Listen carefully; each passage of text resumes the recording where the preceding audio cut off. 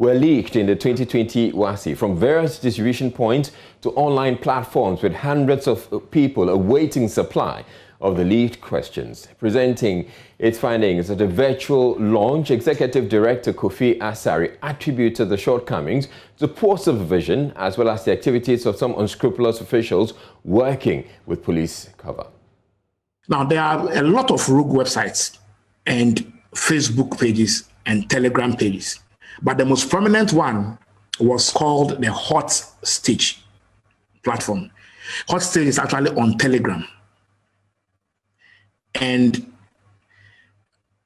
it has over 150,000 members on that particular page. So our sources were on the Telegram, but they were not on the paid one. So they will move them to the paid platform, and then they will share the questions. And then the answers will come around 4 a.m. Mr. Asare also noted the contact details of more than 1,500 WAEC examiners which got leaked prior to the conduct of the exam and undermined credibility. As I mentioned, on 17th August, for the first time in the history of WAEC in Ghana, over 50 years, the names and contact of examiners, markers, were leaked on social media. And then they were authenticated. Indeed, the next day, WAEC came, what actually went public that very day after consulting the Parliamentary Select Commission on Education and then also the teacher unions. And then we went ahead and then blew the whistle. Then the next day, WAEC came and confirmed that indeed the list that had leaked was credible, but it was a draft list, not a final list. Africa Education Watch has made some recommendations to improve the system. My colleague Ernest Menu joins me via Zoom with a copy. Now, Ernest, run us through some of the recommendations. So there are about 10 recommendations in all. The first one has to do with the regulation of WAEC. They are asking the Ministry of Education to set up a regulatory body that will deal with the granting or revocation of license to examination bodies, including WAEC, based on the quality of their assessment and practices. Then they talk about the break of the WAEC monopoly, being the only body within the sub-region or in Ghana actually to organize these exams. Then the third one, very interesting, which is the digitization of the distribution of the question papers. They are asking the education stakeholders, the ministry, to look at, or WAEC, to look at a process where they can use systems to distribute the papers digitally instead of the manual distribution, to take out the human elements which often result in these leakages. And then the fourth recommendation, to reinforce the ban on the use of mobile phones in schools, because this is, for them, the main, means by which the questions are leaked to the students and to the schools. The fifth recommendation by Africa Education Watch looks at the strengthening and publicization of prosecutions of individuals who are, arrested for various offenses and making them public. Now, the sixth one, they talk about the divorcing the Ghana Education Service or the Ministry of Education from WAEC's governing committee. And then Africa Education Watch is also looking at engaging external consultants to speed up investigation into alleged malpractices. The recommendation number 8 talks about the Ministry of Education ensuring the timely release of funds to WAEC in order to assist its operations. The ninth one has to do with a review of assessment methods. And the final one, which Africa Education Watch talks about, has to do with the conduct of a nationwide anti-examination malpractice campaign, to change the psyche of students and all the stakeholders involved in examination in order to reduce the menace. All right, thank you very much, Ernest Menu, with those recommendations from Africa Education Watch. But let's stay on Zoom and speak with Kofi Asare, who's the Executive Director of Education Watch Africa. Now, thank you very much, Mr. Asare, for making time to speak with us. I'd want us to go with the recommendations first of all. Two of the recommendations: breaking the WAEC monopoly. is there another examination body, the likes of WAEC, that can take over if WAEC is gotten rid of? Thank you very much, Israel. Yes, yes, there is. In Nigeria, for instance, they have broken the WAEC monopoly. In Ghana, now we have agencies conducting international baccalaureate. We have the Cambridge examiners also conducting their ICGSE. There are about 3 international examining bodies in Ghana. WAEC is the 4th. All of them conduct exams in the pre-tertiary sector, especially in the private sector. All right, so they conduct it, but are they doing it on the scale of WAEC? And especially because WAEC's exam is tailored for us here in Africa, but essentially the international examination bodies you're talking about, they are simply invigilating exams that are brought from elsewhere. Yes, they are not just invigilating, but they are actually assessing. You know, when students are taught, you can have 2 or 3 different companies assessing them using various assessment methods.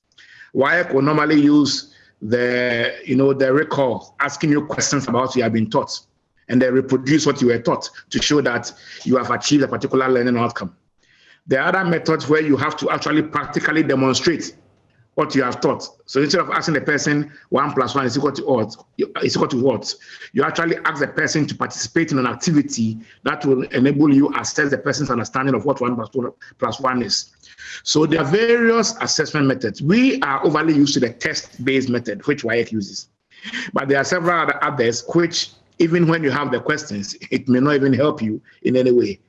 And it is only when I'm not saying it's only when you bring in other competitors with various assessment methods that will enable Ghana adapt those methods. No, but then bringing in others would first infuse some competition, because WAEC has been in a comfort zone for over 50 years, irrespective of the malpractice.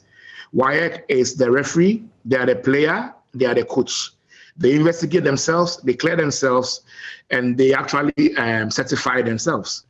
It is only when you have competition that WAEC will begin to realize that the turf is now not a monopolistic one, but one that standards and quality really counts if you want to remain relevant. And that's why that suggestion. We should also be realistic about the kind of competition that these international bodies can give WAEC. Exactly. We know, as I said, that there are so many countries that have demonopolized their assessment systems. Okay, in the UK, for instance, there are about 6 assessment bodies conducting assessments. In Nigeria, the WAEC has not got a monopoly any longer. But I'm not saying that Nigeria is doing it, so we should do it. No, what we are actually saying is that competition will infuse some dynamism and innovation in the methods of assessment. All right. And help us migrate from the test-based system, which we are overly used to. And then apart from that, it will enable WAEC infuse more quality and inject more technology into its work. The agency with which WAEC must act will have been emphasized if there's some competition. But if we remain monopolistic, there won't be any agency by WAEC to change most of its traditional methods that have been overtaken by technology. Right, so you come up with this, another recommendation, and you're talking about the banning essentially of the use of mobile phones in the secondary schools. Now, at the point when we're trying to improve or get more of these students to be more tech savvy, why are we looking at banning mobile phone use? Shouldn't we be finding a way around the problem rather than just getting rid of the mobile phones, because they're useful tools? Well, we are not advocating for the banning of mobile phones. All right. The ban has been in force for the past 7 or 8 years. So we are not actually advocating for it. It's actually there. We are saying that the ban should be reinforced in the sense that the platform, the conduit, the channel for moving questions and answers into the school environment is through the mobile phone. And so if mobile phones are banned, then that ban has to be reinforced. We are not saying it should be banned. However, yes, it is important for us to recognize that students must have access to information and communication technology and gadgets that will, facilitate that particular access. But mobile phones happen not to be the only way to access ICT or expand your horizon, in the education sector. There are various tablets and laptops that students in other countries use, which are configured such that you will not be able to access certain websites. And so if we get to the level where we think that giving government free Wi-Fi in senior high schools, we are ready to allow students to access the internet for learning, which I think is very, very, very critical. We need to give them devices with enhanced security features that limits them to, for instance, government's Edmodo platform, which is a virtual learning platform for teaching and learning in the tertiary sector, or the iCampus, so that you have a gadget, but it is configured to work on only certain educational websites that government is actually providing security and not exposing you to the dangers of social media platforms where questions are traded. Now, these gadgets that you're talking about would have to be made available by the state. Is government in a position to supply these gadgets? Of course, it depends on the arrangement government goes in with parents. But then, if parents can buy, government... Especially in an era of free SHS. Well, government is not buying trunks and jobbers for students. Government is not buying provisions for students.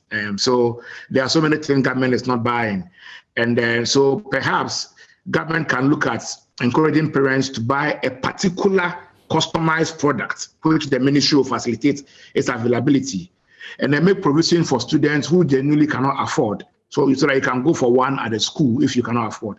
But it shouldn't be a product on the market. It has to be a customized product with enhanced security features that constricts students to certain platforms which are relevant to their curriculum and their learning process. And we should also note that it is not done supplying the textbooks that the schools require, to think about getting these gadgets as well. No, we are saying that immediately Wi-Fi reached the schools. This was a discussion we had, that the Wi-Fi cannot only be for administrative purposes, but then also for research. And in this research and learning, it shouldn't be only for teachers, but for students. All right. And so that discussion is something on the table. But within the context of ensuring that examination questions and answers do not reach students illegally, we are of the opinion that because there's a ban on mobile phones, we should enforce it. Other than that, questions will be used. Questions will penetrate the school system through the banned equipment, right? And then influence students not to learn, but rely on questions. But let me quickly indicate that in all this, prosecution is key. Okay. Government demonstrate political will. The Attorney General must demonstrate enough political will to prioritize prosecuting people who have been found culpable or who have been cited for various acts of irregularities, especially invigilators, those who have been selling questions, police officers who have been cited and indicted for actually selling questions. Beyond just indicting them and sacking them from their workplaces, we want to see prosecutions. That is the only way we can deter someone from thinking of doing the same thing next year. Other than that, the discussion is going to repeat the next year. All right. Thank you very much, Kofi Asare. It's Executive Director of Education Watch Africa. You're watching Joy News Prime. And moving on, officially charged with murder, according to a recommendation from the Attorney General's Department.